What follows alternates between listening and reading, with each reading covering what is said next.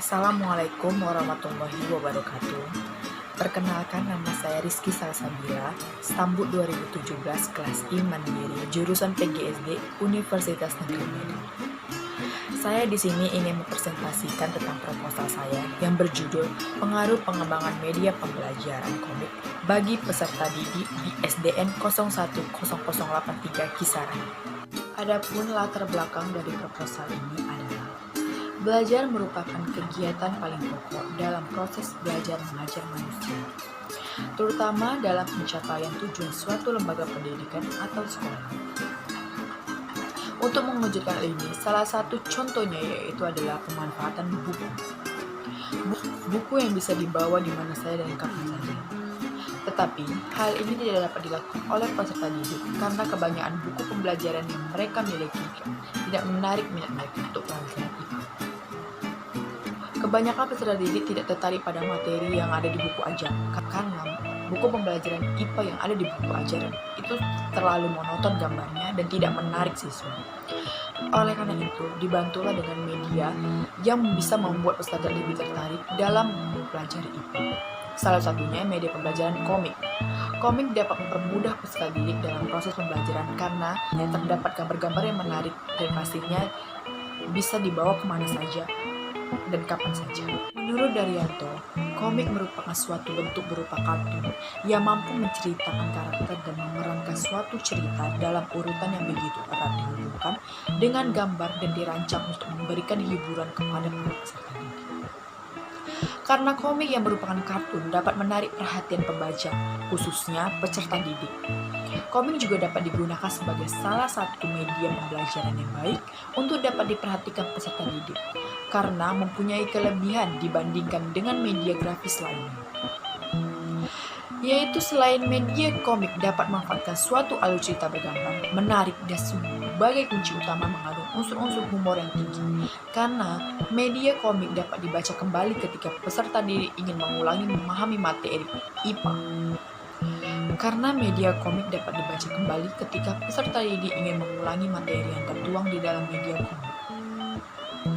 Dengan dikembangkan media komik, apresiasi sastra cerita anak dalam pembelajaran peserta didik lebih meningkatkan minat pembaca dan lebih memahami pelajaran bahasa Indonesia dalam mengapresiasi cerita anak.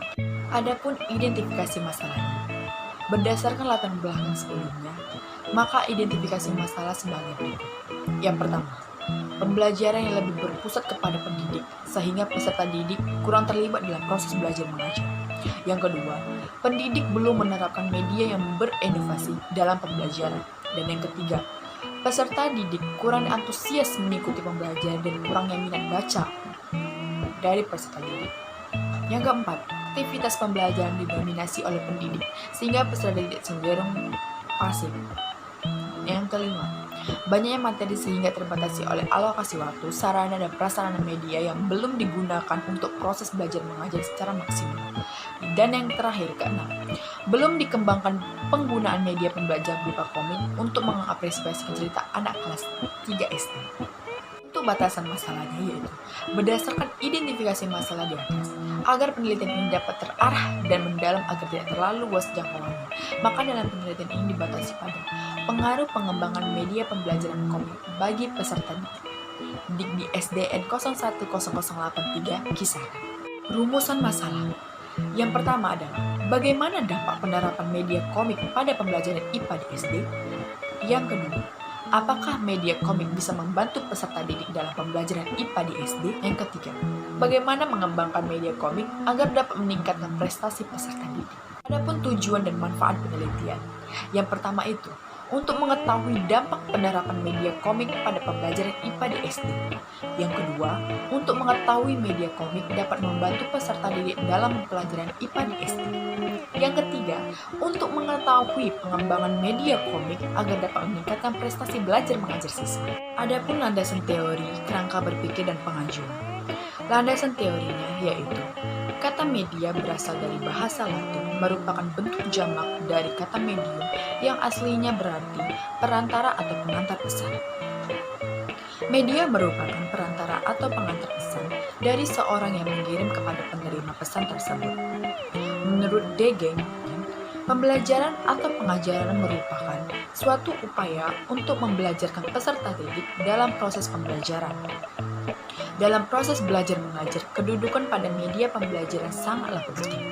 Karena dalam kegiatan ketika ketidakjelasan bahan ajar yang disampaikan dapat dibantu dengan menggunakan media yang sebagai perantara.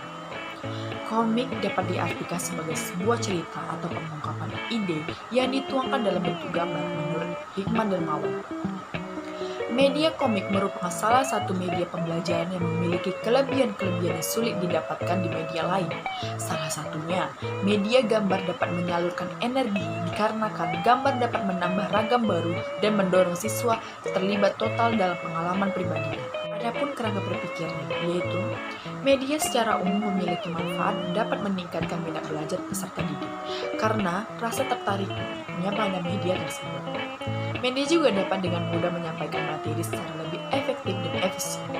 Selain itu, media juga dapat membantu pendidik dan peserta didik untuk berinteraksi dan menciptakan suasana belajar yang lebih berkualitas. Oleh sebab itu, kehadiran media sangat penting dalam proses pembelajaran, tak terkecuali dalam pembelajaran IPA. Jadi, dari pembahasan sebelumnya, saya akan menjelaskan penelitian pengembangan yang saya buat, yaitu pengembangan komik sebagai media pembelajaran IPA. Komik ini bertujuan untuk menyampaikan pesan pembelajaran tentang IPA, terutama bagian-bagian tubuh beserta fungsinya. Isi komik ini beragam warna yang menarik bagi peserta didik. Juga terdapat bahasan materi-materi bagian-bagian tubuh beserta fungsinya dengan menggunakan gambar-gambar ilustrasi sebagai pendukung agar peserta didik tidak gampang bosan dan tertidur. Dan dalam komik ini juga terdapat soal-soal yang berhubungan dengan bagian-bagian tubuh agar peserta didik lebih memahami tentang bagian-bagian tubuh dengan soal-soal ini. Hipotesis. Berdasarkan kerangka berpikir, hipotesis tentang pengaruh pengembangan media pembelajaran komik bagi peserta didik, yaitu komik sebagai media pembelajaran IPA tidak efektif meningkatkan hasil belajar siswa pada materi bagian-bagian tubuh manusia. Yang kedua, komik sebagai media pembelajaran IPA efektif meningkatkan hasil belajar siswa pada materi-materi bagian tubuh manusia. Metode penelitiannya. Penelitian ini menggunakan metode yang dikembangkan atau yang lebih dikenal dengan istilah research and development. Merupakan metode penelitian yang banyak digunakan dalam penelitian pengembangan pendidikan. Populasi dan sampel.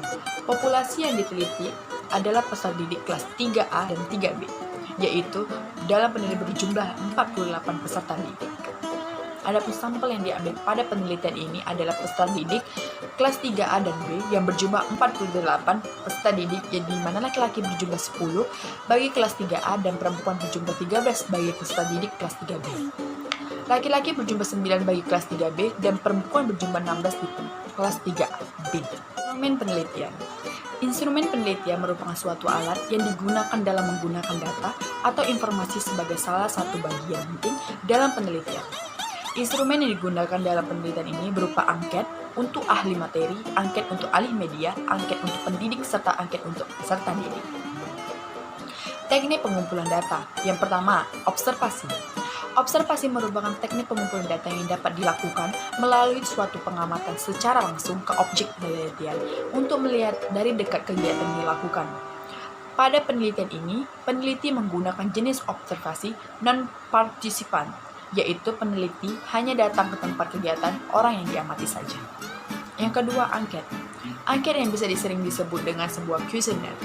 Kuesioner merupakan alat pengumpul data atau informasi dengan cara menyampaikan sejumlah pertanyaan-pertanyaan tertulis untuk menjawab pertanyaan secara tertulis oleh responden. Yang ketiga ada wawancara atau interview. Wawancara merupakan salah satu metode pengumpulan data dan informasi yang dapat dilakukan secara lisan. Proses wawancara dilakukan dengan cara tatap muka melalui telepon. Wawancara yang diterapkan dalam penelitian ini adalah interview atau wawancara semi tertekstur. Dengan tujuan dari wawancara ini adalah untuk menemukan permasalahan secara lebih terbuka, pihak yang diajak wawancara diminta pendapat dan ide-ide yang dimilikinya. Dan terakhir ada teknik analisis data. Teknik analisis data dalam penelitian ini yaitu dengan mendeskripsikan semua pendapat, saran, dan tanggapan evaluator yang didapat dari lembar komentar. Pada tahap uji coba dapat dihimpun menggunakan angket penilaian terbuka untuk memberikan kritik, saran, masukan, dan perbaikan.